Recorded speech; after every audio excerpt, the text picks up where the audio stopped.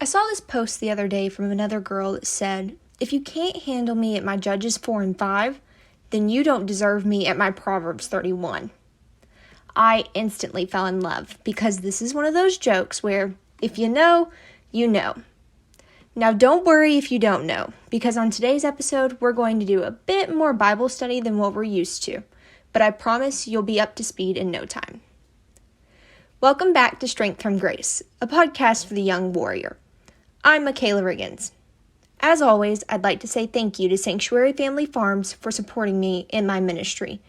And this week, I'd like to give a special shout out to Devin at Gospel Gear Co. Not only was she the absolute sweetest when it came to sorting me out with an amazing long sleeve with the lyrics to Reckless Love on it, but all of her other products are amazingly true. You can find a link to her awesome work on my Facebook page. Now, I'd like to start off in Proverbs 31. This is the part of the joke that everyone seems to be a little bit more familiar with, and if you want to read along, I'll start at verse 10. Starting with verse 10, it says, "Who can find a virtuous woman? For her price is far above rubies. The heart of her husband doth safely trust in her, so that he shall have no need of spoil. She will do him good and not evil all the days of her life. She seeketh wool and flax, and worketh willingly with her hands. She is like the merchant ships. She bringeth her food from afar. She riseth also while it is yet night, and giveth meat to her household, and a portion to her maidens. She considereth the field, and buyeth it. With the fruit of her hands she planteth a vineyard. She girdeth her loins with strength, and strengtheneth her arms. She perceiveth that her merchandise is good. Her candle goeth not out by night. She layeth her hands to the spindle, and her hands hold the distaff. She stretcheth out her hand to the poor, yea, she reacheth forth her hands to the needy. She is not afraid of the snow, for her household. For all her household are clothed with scarlet. She maketh herself coverings of tapestry. Her clothing is silk and purple. Her husband is known in the gates, when he sitteth among the elders of the land. She maketh fine linen and selleth it, and delivereth girdles unto the merchant. Strength and honor are her clothing, and she shall rejoice in time to come. She opened her mouth with wisdom, and in her tongue is the law of kindness. She looketh well to the ways of her household, and eateth not of the bread of idleness. Her children arise up and call her blessed, her husband also, and he praiseth her. Many daughters have done virtuously, but thou exaltest them all. Many daughters have done virtuously, but thou excelleth them all. Favor is deceitful, and beauty is vain, but a woman that feareth the Lord shall be praised. Give her of the fruit of her hands, and let her own works praise her in the gate." Now, let's break down what a Proverbs 31 woman truly is. Right off the bat in verse 10, it describes this woman of God as being far more valuable than the price of rubies. So think about this. The International Gem Society quotes rubies as being some of the most expensive gemstones, with record prices over $1 million per carat. And yes, I know that this is a metaphor, but I'd like to give you a little bit of a perspective of just how valuable a Proverbs 31 woman is. So what is it that makes this woman So what is it that this woman does to make her so valuable? First off, she is good to her husband. As it says, she will do him good and not evil all the days of her life. And I know that it's easy to say, duh, that's her husband. And I would agree with you. However, something that I found myself to be guilty of in my relationship is that I'll be hypercritical. And I know it's easy to say, duh, that's her husband. And I would agree with you. However, something that I found myself to be guilty of in my relationship is that I'll be hypercritical of every little thing that he does. Don't get me wrong. Ladies, set the bar high.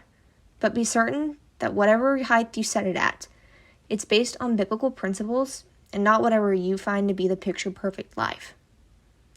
Secondly, she is hardworking and isn't afraid to put her hands to work. She is prepared to work while others sleep and provides a portion to her maids. She makes sure everyone in her house is taken care of, either through food clothing, or spiritual needs. Later on it says, "She considereth the field and buyeth it." This shows us that she takes her time while making a decision and plans. This woman isn't impulsive. This woman is strong.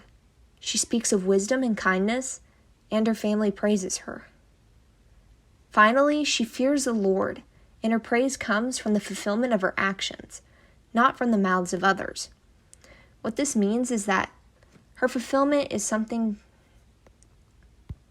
What this means is that she doesn't have to have the approval for others for her to know that these are the things that she needs to be doing, because she finds fulfillment in them.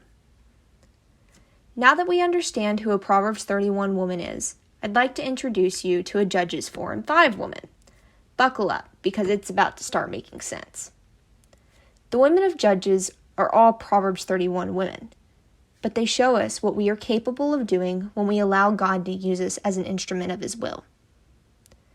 In Judges 4, we're introduced to Deborah and Barak. Deborah is a prophetess, and she calls for Barak, telling him that God has called him to go to war against Sisera. Barak is apprehensive at first, so he tells Deborah, "I'll go, but only if you will go with me." Deborah tells Barak, "Of course, I'll go with you, but this journey isn't for your honor, because God will deliver Sisera into the hands of a woman." Automatically, we're introduced to two women, one of which we don't know yet, who have very different purposes. Deborah was not only a prophetess, but she was also called and equipped to go into war with Barak. This other woman was set aside by God to defeat Sisera. Barak and Deborah go into war with the other men who came with Barak, and in the process of battle, Sisera escapes. Later on, Sisera finds himself at the tent of Jael, the wife of Heber. Jael finds him and says to him, "Turn in to me, and fear not." Jael finds Sisera and says to him, "Turn in to me, and fear not." Now there was peace between Sisera and Heber.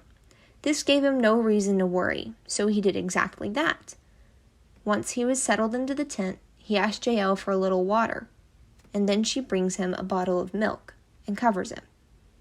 Sisera tells her that if anyone comes looking for him, for her to say that he's not there, and then he falls asleep. Once Sisera was sound asleep, Jael took a spike of the tent and drove it through Sisera's temple, killing him. Sisera being brought into the hands of Jael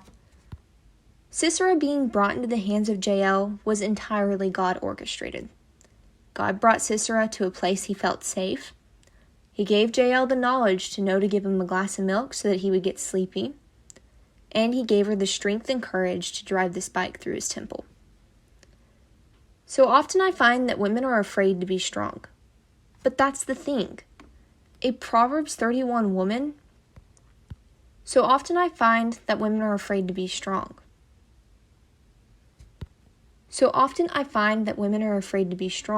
And that there's a misconception that the Proverbs 31 woman is someone who is meek and stays to the side. But that's the thing. Proverbs 31 specifically says that the woman is strong. I know how easy it can be to say that I can't do this or I can't do that. It just isn't who I am. But we have to stop putting limitations on what God can and cannot do. It doesn't matter if you're a man or a woman. If God wants to use you, and you allow Him to, He will make you enough. Be bold in your faith and your value and strength. It doesn't matter if you're a man or a woman. If God wants to use you and you allow Him to, He will make you enough. Be bold in your faith and your value, and your strength will be beyond measure. Be bold in your faith, and your value and strength will be beyond measure. Again, I'd like to say thank you to our regular sponsor, Sanctuary Family Farms, and my family. I hope you join me again on our next episode, and God bless.